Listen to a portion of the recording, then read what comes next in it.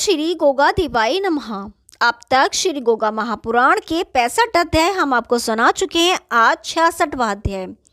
इस प्रकार के अंधविश्वास और धूर्तों पाखंडियों के पाखंड के कारण हिंदू महाराजे और देश की बहादुर जनता बेफिक्र ही सोती रही और लुटेरे महमूद के जासूस भारत देश में घुसकर किस प्रकार इन धूर्त देशवासियों को फुसला और धन का लालच देकर यहाँ का पूरा भेद लेते रहे। इस पर जरा विचार कर अपनी भूलों को समझें। सरस्वती नदी के उत्तरी भाग पर दधी स्थली नामक एक ग्राम था। इससे 1.5 कोस की दूरी पर एक प्राचीन शिवालय था। कुछ समय से यहाँ एक संत ठहरे हुए थे जो बहुत वृद्ध लगते थे। उनका शरीर पतला दुबला था। संत ने मौनी साध रखी थी। आसपास के चरवाहे वहां आकर दंडवत कर श्रद्धा पूर्वक खाने पीने की वस्तुएं रखकर चले जाते थे। उनके संकेत से उत्तर देने के कारण वह आसपास के गांव वालों की मौनी बाबा के नाम से शीघ्र प्रसिद्ध हो गए। दिन में कोई न कोई उनके पास आता जाता ही रहता था, परंतु रात्रि को उन्हें अकेले ही रहना पड़ता था। अंधेरी रात में जब जंगल सुनसान था, तभी 2 घुड़सवारों ने उस शिवालय में प्रवेश किया। इनमें एक लुटेरा महमूद और दूसरा उसका साथी समद था। दोनों ने ही साधु का बाना पहन रखा था। घोड़ों की हिनहिनाहट सुन मौनी बाबा बाहर निकल आए।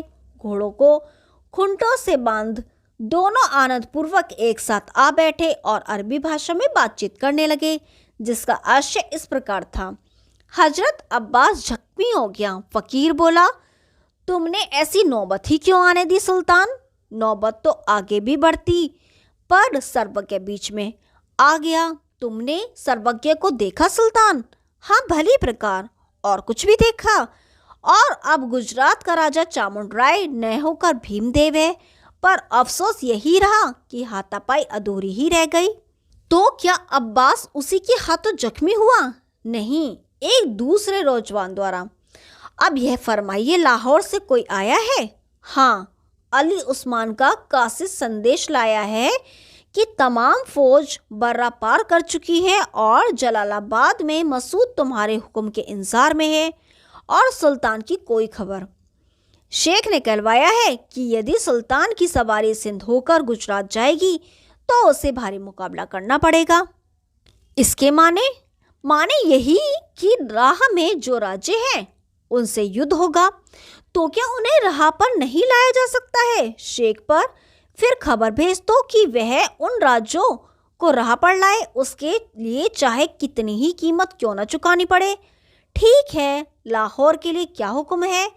यही कि मसूद गजनी लौट जाए और आप और शेख यहीं रहे। अब्बास के जख्म भर जाए तो वह भी गजनी चला जाए। और कुछ हुक्म? गुजरात के राजा पर भी नजर रखनी होगी और गंगसगर वह नहीं। और कुछ? और नाज़नीन पर भी। वह कौन है? यह है सोमनाथ मंदिर की सबसे बड़ी दौलत। अगर वह आपकी आंखों से पल भर के लिए भी ओझल हुई तो अपने सिर पर धड़ नहीं समझना। उस नाज़नीन का नाम चोला है और वह सोमनाथ मंदिर की देवदासी है। इतना कह महमूद उठ खड़ा हुआ और बोला, मैं गजनी जा रहा हूँ। राह में बिखरे फौजी जवान और जासूस अपना कार्य सूझबूझ के साथ करते रहे। क्या अभी तक हजरत अलबरूनी अनहद पट्टन से नहीं लौटे? रात को लौटे हैं। खबर अच्छी ही लाए हैं। इस समय वह कहाँ है? नदी के उस पार अपनी झोपड़ी में। ठीक है, क्या उनके पास घोड़ा भी है? नहीं, उनके पास घोड़ा नहीं है। तो मैं उनके लिए अब्बास का घोड़ा लिए जा रहा हूँ। अब्बास दूसरा घोड़ा खरीद लेगा। इतना कह सुल्तान अपने बहादुर घोड़ों पर सवार हो नदी पार चल दिया और अरबी भाषा में बातचीत कर और अलबरूनी से भेद ले खुश होकर गजनी को रवाना हो गया। अर्ध अश्वनी मास के बाद गजनी नगर में योद्धाओं के दल चारों ओर से आ रहे थे। उनकी आवाज आई और भर्ती होने के ढंग को देखने के लिए बड़ी भीड़ भाड़ जमा थी। गली मोहल्ले और बाजार सवार तथा तुर्क डाकुओं से पटे पड़े थे। आसपास के तबकों के चुने हुए योद्धा जिन्होंने 16 बार सुल्तान के साथ भारत में घुस देश की भूमि को अपने घोड़ों की टापों से रौंदा था, वह गजनी में ताले तांबे के सिक्कों के बजाय भारत से लूटे हुए सोने को लुटा रहे थे। पहाड़ी सरदार अपनी गुफाओं से लड़ाके विमानों की टोलियां लिए गजनी की तरफ भागे चले आ रहे थे। लुटेरों की टोलियां अकड़ती हुई गजनी के बाजार में फिर आ रही थीं और काबुल के आवारा लोग भड़कीली पोशाक में खूबसूरत लड़कों को, जिन्होंने नकली जनाने बाल लगा रखे थे और उन्हें नवाते फिरते थे। इस प्रकार के लड़कों के संगी साथी जुए के अड्डों के बदमाश, उठाई गिरे चोर डाकों के सरदार ही थे, जो अश्लील व्यवहार कर रहे थे और अपनी अमीरी दर्शकों को दर्शाते फिर रहे थे। शहर के अमीर उमराओं के महलों में भी नाचने गाने की भरमार थी। मस्जिदों और सरायों तथा बड़े बड़े महलों को फौजियों ने अड्डा बना रखा था। लूट के लालच से काफ़ी आवारागर्द लोग गजनी के मैदान में आकर जमा हो गए थे। मुल्ला मौलवी बाइज्जत नमाज के बाद लोगों को जिहाद करने के लिए उत्तेजना पूरक भाषण दे रहे थे। इन्हीं भाषणों द्वारा विजय की खुशी में गजनी नगर ढका पड़ा था। दूर तक तंबू, डेरे और घोड़े, खच्चर, गधे, ऊंटों तथा सैनिकों से एक विराट नगर बन गया था।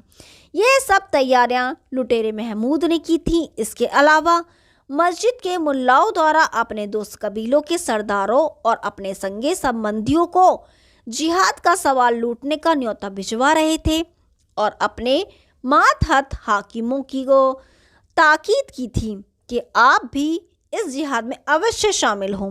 महमूद की कोशिशों से अजय घुड़सवार, तुर्क और अचूक निशानेबाज तीरंदाज ईरानी भी महमूद के झंडे के नीचे आ जुटे। इस महमूद ने ईद का त्योहार अपने दरबार में ना मनाकर अपने खुशनुमा बाग में अपनी फौज के सम्मुख मनाना उचित समझा, जिसके साथ उन्होंने भारत को बुरी तरह लूटा और कुचला था। उसने ईद की खुशी में अपने सभी सरदारों को बड़ी बड़ी नियामतें खिला पिलाकर खूब ही खुश कर दिया। फिर ईद का दरबार करके उसके दिन सुबह ही कूच का नगाड़ा बजवा दिया।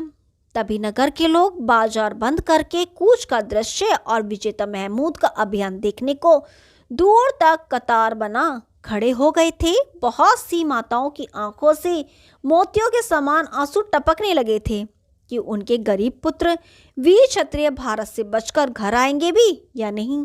और वह अबोध युवतियां अपने बच्चों को गोद में लिए सिसक रही थीं, जिनके वीर पति भारत को लूटने के इरादे से खुद मौत के मुंह में जा रहे थे। कटक का विस्तार काफी लंबा था। 7,000 तुर्क नंगी तलवारें चमकाते हुए काबुल के कीमती घोड़ों पर सवार थे और 20,000 ऊंटों पर सजे हुए 40,000 तीरंदाज थे। मंजिल दर मंजिल तय करता हुआ यह कटक डेरा इस्माइल खां की तलहटी में आ पहुंचा। यहाँ की दुर्गम पहाड़ियाँ बड़ी विकट थीं, जिसके शिखर 12 मास बर्फ से ढके रहते थे, परंतु महमूद के मस्तक के कारण उसकी सेना को कोई खास कष्ट नहीं देखना पड़ा। इसकी खास वजह यह थी कि अश्वनी मास में खास बर्फ नहीं पड़ती है। बर्फ पड़ने से पहले ही महमूद की सेना ने घाटी को पार कर लिया। उसकी सेना के सिपाही सर्दी गर्मी दोनों को ही सहने के आदी थे। पहिएदार वाहन इस घाटी को पार नहीं कर सकते थे, इसीलिए अमीर ने ऊंट, खच्चर और घोड़ों से ही काम लिया था। इसके अलावा रास्ते के खूंखार दरिंदे पठान दल बांध बांध कर महमूद के साथ हो लिए। उसके कटक की दिनों दिन बढ़ोतरी होती चली गई और सारा दल कटक के मैदान में आ पहुंचा। श्री गोगा महापुराण 66वां अध्याय समाप्त। अब 67वां अध्याय। सिंधु भारतीय सीमा की महानदी है। महमूद ने सिंधु पर ही 2 दिन विश्राम किया। तीसरे दिन सिंधु पार करने के लिए तैयारी की। कछुए और बेड़े उस महानदी में छोड़ दिए गए। बोझा ढोने वाले ऊंट और भारवाही फौजें नदी पार करने लगीं। घोड़ों और मस्कों पर, नावों पर साहसी योद्धा तैर तैर कर नदी पार करने लगे। सारे दिन नदी पार करने का क्रम चलता रहा। संध्या के समय अपने दीवान और सेना नायकों के साथ सुल्तान नदी के किनारे पर आया। दूसरे दिन दोपहर पर अमीर का सारा लश्कर भारत की सीमा में आ पहुंचा। इस दैत्य का बिना विरोध के भारत में घुस जाना और भारत के वीरों के कान पर जूं भी ना रेंगना कितनी आश्चर्यजनक बात है। सिंधु के इस पार आकर महमूद की फौजें आराम करने लगी। समय अति सुहावना था। महमूद के सरदारों ने शिकार खेलने की आज्ञा मांगी तो महमूद बोला कि काफिरों का शिकार ही हमारा सच्चा शिकार है। सच्चे शिकार को छोड़कर बेकसूर जानवरों का शिकार करना बहुत बड़ा गुनाह है। बढ़ो बहादुरों और खुशहाली हासिल करो। इतना कहने के बाद महमूद ने अपनी सेना को तुरंत आगे बढ़ने का हुक्म दिया। उसी समय खुंटों पर हथौड़े बजने लगे। देखते देखते महमूद का आधा नगर खाली हो गया और अजगर के समान फुनकार मारती हुई उसकी सेना भारत में इस प्रकार दाखिल हुई जैसे कोई अपने भवन में घुस रहा हो। अमीर के आने की खबर सुनकर मुल्तान के चौहान नरेश बड़े संकट धर्म में फंस गए। उन्हें अली बिन उस्मान औलिया ने पहले ही सूचना भेज दी थी कि महमूद सुल्तान की राह खुदा का हुक्म बजाने जाएगा, तुम उसे जाने दो। अगर तुमने आनाकानी की तो तुम पर और तुम्हारी औलाद पर कहर नाजिल होगा। महाराजा जयपाल ने अपने आप को धर्म संकट में फंसा देखा तो उन्होंने गुप्त रूप से यात्रा करने की ठानी। अपने हथियार और एक नौकर को अपने साथ ले अंधेरी रात में ही लाहौर की राह पर घोड़े छोड़ दिए।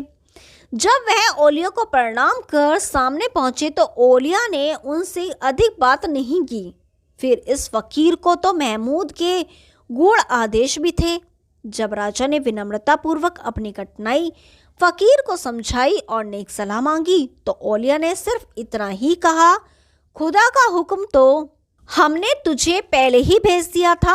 अब तू जाने कि खुदा का हुक्म मानना चाहिए या कहर की आग में जलना चाहिए। अब अपने घर जा, बेकार संत को तंग ना कर। ओलिया ने फिर मौनी साध ली और उनके भक्त शिष्यों ने राजा को समझा बुझाकर उल्टा रवाना कर दिया। मुल्तान में वापस आकर राजा ने राज्यसभा बुलाई और श्रेष्ठ नागरिकों को बुलाकर सबकी सलाह की तो सबने एक मत हो यही कहा, युद्ध करना तो जानबूझकर आत्मघात करना है। इससे हमारे शहर मुल्तान का सर्वनाश हो जाएगा। हमें तो इसी में भलाई नजर आती है कि गजनी के सुल्तान की राह ना रोकी जाए। ओलिया ने ठीक ही सलाह दी है। वह सिर्फ रास्ता ही तो मांग रहा है, हम पर चढ़ाई तो नहीं कर रहा है। ओलिया खुदा परस्त फकीर है और हमारे हितैषी भी। उनकी आज्ञा ईश्वर की आज्ञा ही समझनी चाहिए, परंतु देश के साथ बुरी गद्दारी है। हम गोगावीर के वंशज हैं जिनकी विजय का डंका विश्व भर में बज रहा है। उनके बाद सब छोटे छोटे राजा खुद मुख्तार बन बैठे। महमूद को राह देना बड़ा भयंकर पाप है। इस समय हमारा देश आपसी फूट के कारण खंड खंड हो रहा है। आपके कहने का मतलब तो यही हुआ कि कमजोर की पत्नी सबकी भाभी। इतना विशाल वीर देश लुटेरों के साथ खिलौना बन रहा है। यह प्यारा देश लुटेरों के हाथ लुट रहा है। वहाँ तो हम सभी जान दे रहे हैं, परंतु सब वीर हाथ पर हाथ क्यों रखे बैठे हैं? किसी का किसी से कोई वास्ता नहीं है। अगर मैं लड़ता हूँ तो कोई भारतवासी मदद को आने वाला नहीं है।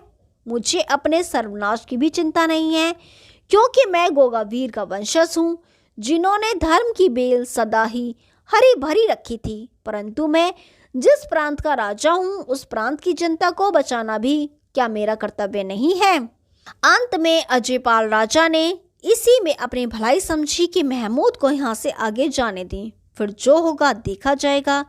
श्री गोगा महापुराण 67वां अध्याय समाप्त। कल 68वां अध्याय शुरू करेंगे। तब तक के लिए नमस्कार।